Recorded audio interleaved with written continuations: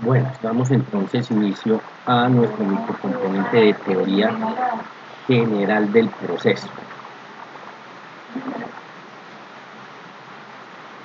Vamos, como habíamos quedado la clase pasada,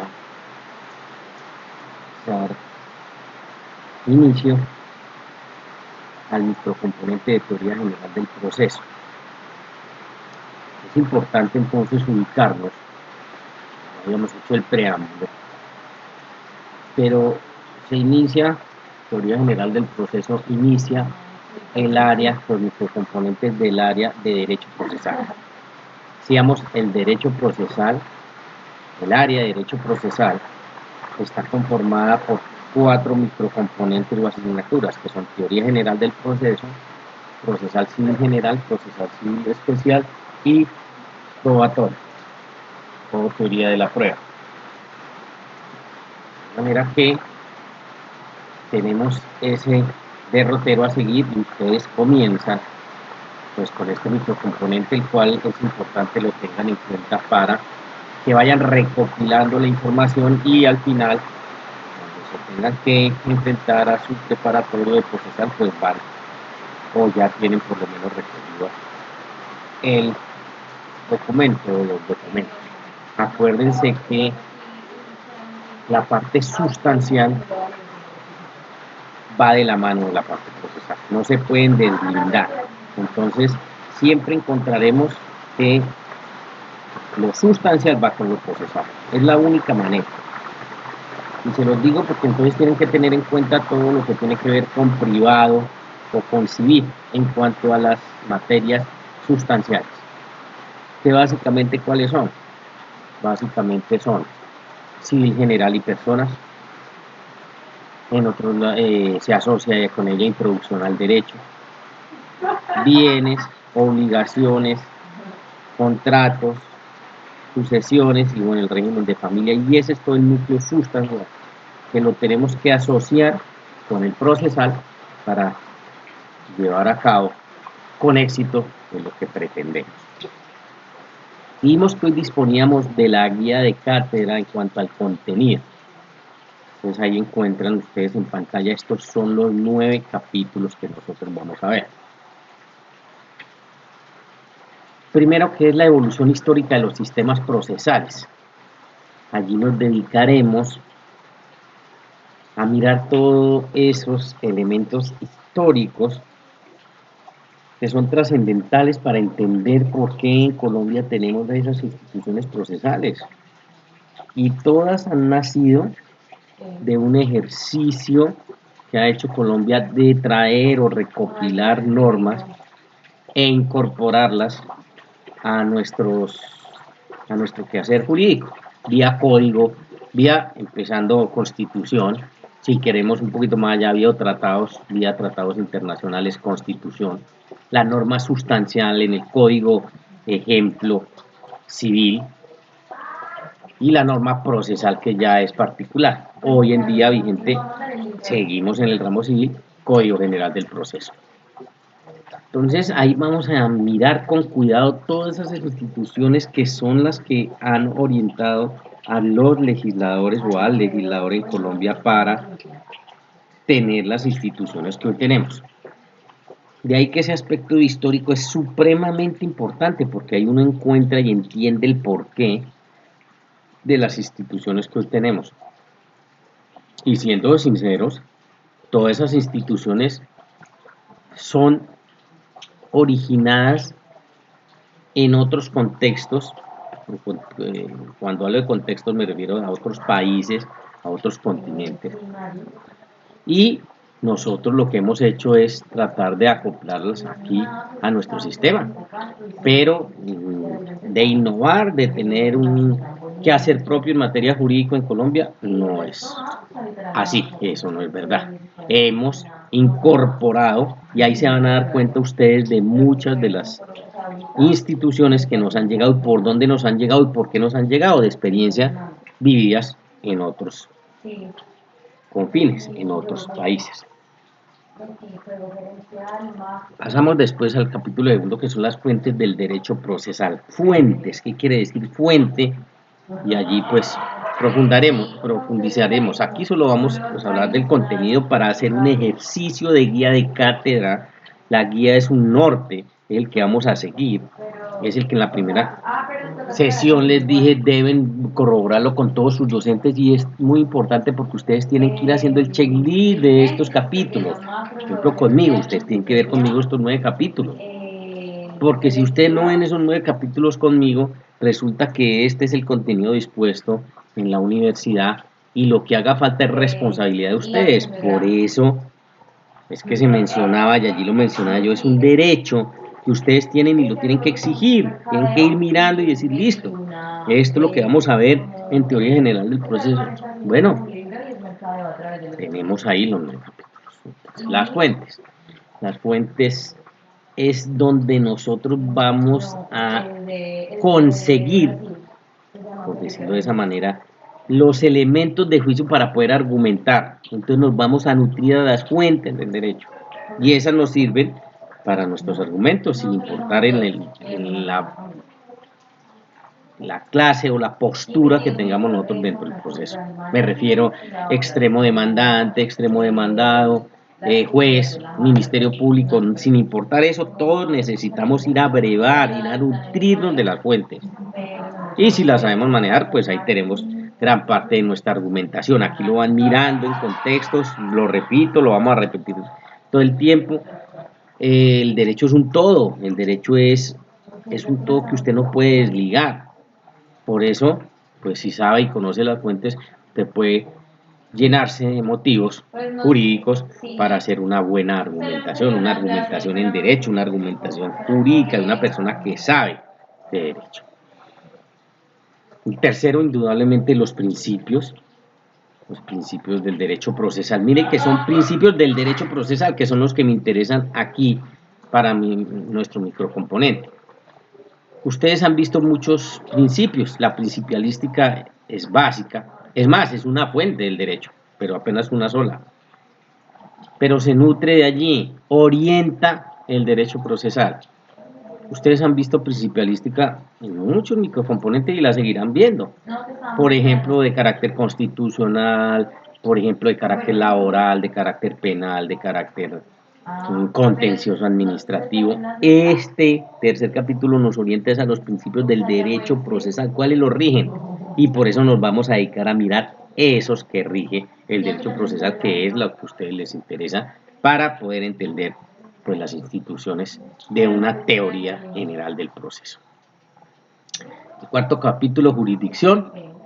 La jurisdicción en un carácter general. Acuérdense, ustedes nunca pueden perder el norte que estamos en teoría general del proceso. Entonces aquí van a encontrar elementos de juicio para todas las ramas del derecho, porque es una teoría general del proceso judicial, o sea, en el fondo para cualquier proceso judicial, y nos orienta. Pues la jurisdicción, allá, entonces nos dedicaremos a analizar esa institución procesal que viene de dos palabras, jurisdictio, juris derecho, dicto decir, quien dice el derecho y todo su contexto.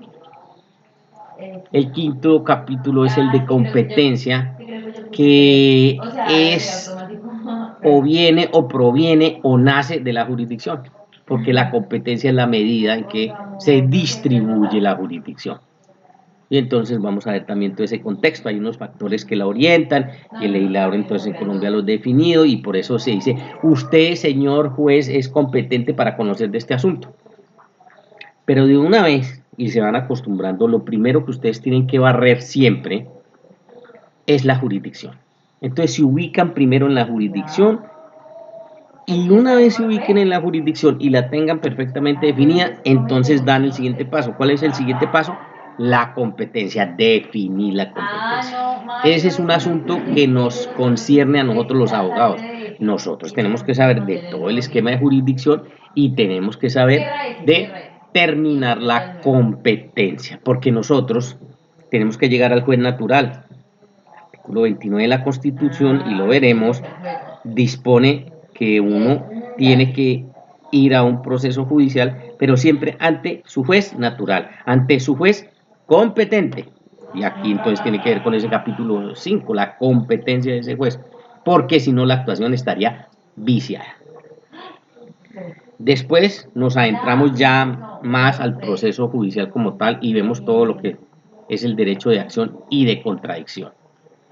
Porque es un ejercicio que garantiza el actuar al interior de un proceso, respetando obviamente el principio de la garantía de la preexistencia de la norma, y el que acciona siempre va a tener un contendor, y a ese contendor siempre hay que garantizarle el derecho a la contradicción, y ese es un ejercicio que se hace permanentemente. Claro, nosotros vamos a un litigio, nosotros vamos a un proceso, ustedes van a un proceso, irán a un proceso, y siempre será una contienda, pero que es a nivel de nosotros los abogados que tenemos un conocimiento de la ciencia y le damos esa altura. Entonces siempre va a haber una acción, y siempre que se urge una acción, se deriva el derecho a la defensa o de contradicción. Y entonces ahí lo arropamos. El capítulo 7 nos habla de los sujetos procesales, o hablaremos de los sujetos procesales, que en el fondo, ¿qué es? Quienes pueden intervenir en un proceso. Porque hay que establecer la legitimación y hay que saber quiénes pueden actuar. No todo el mundo puede actuar en un proceso, porque si no sería incontrolable. Entonces hay leyes, hay determinaciones, hay códigos procesales, hay artículos que le dicen: usted es un sujeto procesal que puede actuar en este proceso. Y entonces usted tendrá la calidad de demandante o tendrá la calidad de demandado, pero se constituye ahí en uno de los sujetos procesales, las partes. Hay más, el juez, las partes, los terceros en materia civil. Hay que saberlo identificar, porque ustedes tienen que tener esa capacidad y esa competencia de decir: bueno, yo puedo iniciar un proceso de alimentos. ¿Quién puede en Colombia iniciar un proceso de alimentos? Aquí, como estamos en el aspecto general, pues nos vamos a mirar esos sujetos desde esa óptica. Después, ya en cada una de las ramas del derecho, ustedes se irán adentrando a determinar quién puede participar en un proceso laboral y por qué, quién puede participar en un proceso civil, porque en un proceso de familia, en un proceso comercial, en fin. Ahí la importancia de ese artículo 7. El proceso, capítulo 8. Grosso modo, vamos a ver el proceso, el derrotero de un proceso general en Colombia. Pero ustedes ven en el penso y ustedes ven ramas del derecho. Entonces tendrán que, con estos conocimientos, después irse a enfrentar a un proceso penal, a un proceso laboral, a un proceso contencioso administrativo, a un proceso civil. Aquí se establece la base de un proceso judicial, cómo está constituido desde nuestra Constitución, qué garantías tiene y cómo se maneja. Ya después, cuando vayan avanzando, ya les digo, van encontrando las especialidades y las características según la rama del derecho a la cual se enfrentan. Y por último, o como capítulo 9, el acto o los actos, la teoría de los actos procesales. Es orientándolos a eso mismo que acabamos de ver del capítulo 8. Porque la razón de ser, por ejemplo, de procesal civil general, que sería el microcomponente que le sigue a teoría general del proceso, es toda la teoría de los actos procesales. Aquí obviamente solo vamos a abordar ese aspecto general, porque es el abrebocas para ustedes el siguiente paso cuando ya lleguen a procesal civil general, pues abordarlos en particular, pero van a conocerlos. Aquí vamos a determinar cuáles son los grupos, los subgrupos, y con eso de una vez, reitero, se constituyen al abrebocas para lo que continúa para ustedes. En el capítulo primero, porque arrancamos entonces con ese, decíamos la evolución histórica y todo el esquema histórico de la evolución de los sistemas procesales. Mire que es un nombre muy genérico, sistemas procesales. Ahí vamos a un discurrir de la historia, desde la época más antigua hasta la más próxima. Por eso, en ese primer capítulo,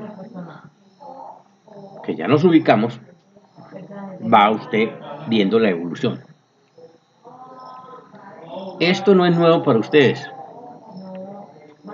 en el sentido en que ya, por ejemplo, a nivel de bachillerato, vieron unos o unas asignaturas de historia universal, de historia de Colombia, que van permitiéndoles a ustedes conocer, y por eso todos las conocemos, de esa evolución. Empezamos con el proceso griego, porque vamos asociándolo con la historia. Pero aquí lo importante es que ustedes ya tienen ese conocimiento general de la historia, pero vamos a verlo desde el punto de vista jurídico. O sea, ¿qué fueron aportando? ¿Qué tenemos dentro de nuestro quehacer jurídico hoy nosotros de estas agrupaciones, de estos imperios que fueron gobernando el mundo y que a nosotros nos correspondió por razones históricas pues esa herencia? Porque nosotros no nos podemos negar que nuestra herencia está ligada a Grecia y Roma como el lazo más fuerte, en lo más antiguo, pasando por un tamiz de los españoles que tuvieron su cuarto de hora, y en su cuarto de hora pues fueron los que nos conquistaron, por eso se llama conquista, nos conquistaron y nos introdujeron dentro de esa conquista el tema jurídico. Y eso es lo que nosotros vamos a evaluar, porque yo sé que todos ustedes conocen ese régimen de la historia y lo que sucedió y cómo sucedió. Eso obviamente lo tenemos que tener en cuenta, pero vamos a enfatizar necesariamente en lo jurídico y vamos entonces a encontrar la razón de el nacimiento de muchas instituciones que hoy se manejan en Colombia. Entonces empieza uno a entender el por qué. Empezamos con el primer gran imperio de influencia grande para nosotros, que fue el proceso o los griegos, todo ese régimen griego. Ese régimen griego hace crisis y lo absorbe el romano, que es quizás el más trascendental e indudablemente el que jurídicamente más nos marcó. Por eso ustedes tienen un microcomponente, y yo creo que ya todos a estas alturas del partido lo vieron, que es derecho romano. ¿Por qué, si usted mira con cuidado en todas las facultades de derecho o en el más del 95% de las facultades del derecho, hay una asignatura que se llama derecho romano? Alguien podría preguntarse, bueno, ¿y por qué no nos hablan del derecho ruso? ¿O por qué no nos hablan del derecho canadiense? No, el derecho romano dejó un trazo en todo Occidente que obviamente influyó, y de qué manera, en España, y a la vez se repite aquí en América. Por eso la importancia de esas instituciones del derecho romano, y es un microcomponente que cuando uno vuelve y lo revisa, dice, de razón, mire que aquí tenemos nosotros, o bueno, la Constitución del 91, el Código Civil, cuando se dispuso y cuando se creó, mire que respetaban, ejemplo, el régimen de propiedad tal como lo concebían los romanos. El manejo de los bienes, la clasificación de los bienes, el tema procesal sobre los bienes, y guardando las justas medidas, pues tenemos claro el por qué hay un régimen de propiedad privada en Colombia que se defiende, y lo defiende la Constitución, lo defiende el Código Civil, y eso tiene origen en el derecho romano. Los otros, a partir en ese primer capítulo, a partir de ahí empezamos a ver la injerencia que tuvieron otros conglomerados de personas que influyen y han creado también y se han tenido en cuenta por nuestros legisladores de sus avances jurídicos. por eso encontramos el derecho germano ahí. Encontramos el proceso común romano canónico, que lo veremos, es una influencia entre nosotros enorme, porque ese fue el que más acogió todo el régimen español. Y como ese régimen nos lo impusieron aquí a la fuerza, pues ahí lo tenemos reflejado en nuestras instituciones. Se ha ido morigerando, ha ido modificándose, pero indudablemente en las primeras de cambio, la influencia de la religión católica en el tema jurídico es indudable y está demostrada, y ahí vamos a ver en todos esos eventos cómo fue marcándonos. El proceso del common law ya es el régimen anglosajón, del cual también hemos extraído algunas piezas y ya alguna mixtura ahí con el common law. De mayor influencia sabemos el tema de lo que se llamó proceso común o romano canónico, pero bueno, hay también aportes, digámoslo así, del común. Asimismo, del proceso liberal en el mejor sentido de la palabra, Revolución Francesa y sus aportes. El proceso de los regímenes socialistas, porque saben ustedes, conocen por la historia también que en contraprestación o en contradicción con el régimen o los regímenes capitalistas, pues surge el socialista y de ahí también extraemos y tenemos algunas instituciones. El proceso indígena colombiano, que hago yo un énfasis grande en él, porque resalto y cada vez que estudio y analizo más la situación,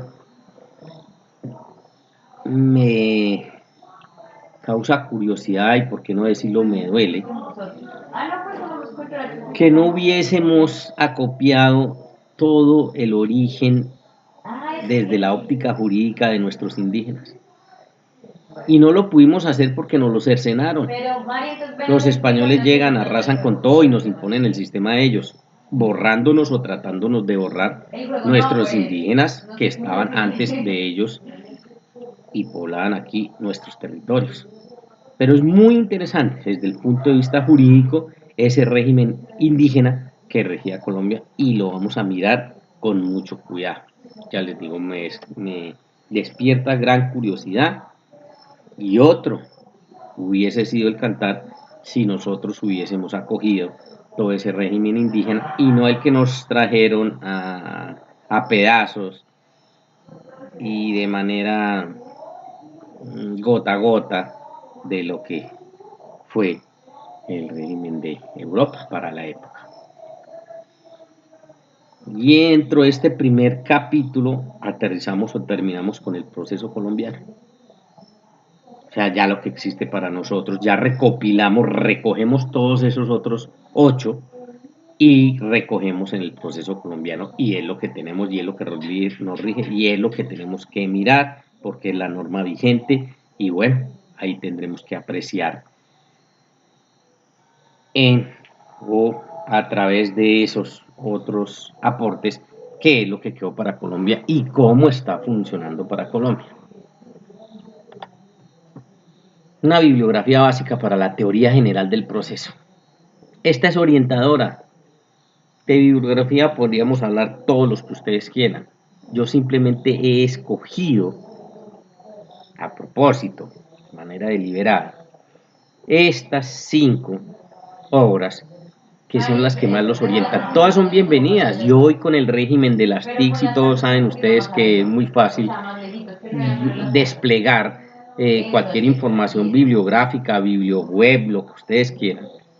Esto es una simple sugerencia, porque les dije, no solo vamos, digamos que ya pasamos, por lo que hemos visto, ya pasamos lo que es la guía de cátedra, que es lo que nosotros vamos a ver, los capítulos a los cuales nos comprometemos. Esta bibliografía orienta perfectamente ese quehacer. Es totalmente libre. Alguien puede encontrar un texto, no sé, por ejemplo, de Ramón Antonio Peláez y decir, listo, bueno, mire, yo sé que él tiene también primer tomo que habla de la teoría general del proceso y trabaja unas instituciones y así es, ya está bien. O un Ramiro Bejarano, o un Miguel Enrique Rojas, bueno, en fin.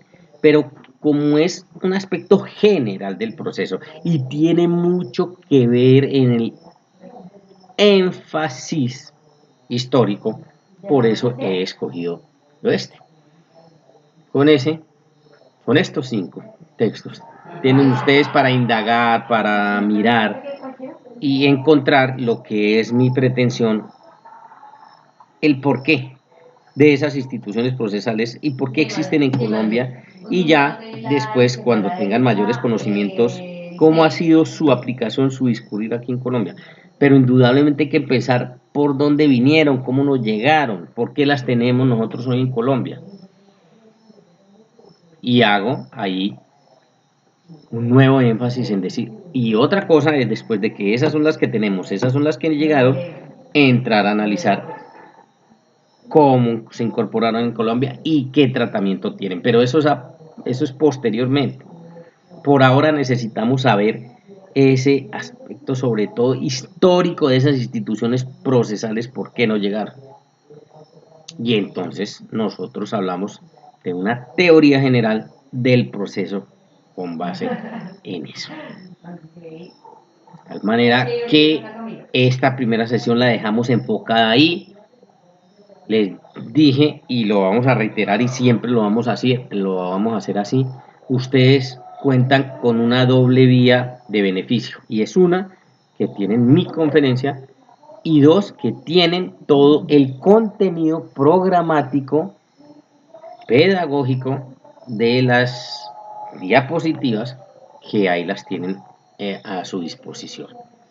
Entonces, siempre a través del representante del curso o algo, están en la libertad de grabar estas grabaciones. Como las presentamos por esa plataforma, pues ahí las tienen, y como comparto pantalla, pues es simplemente que vayan organizándose y vayan guardando la documentación, ya les digo, para que vayan y tengan la posibilidad a futuro de irla explorando, irla estudiando e ir profundizando en los temas a que haya lugar.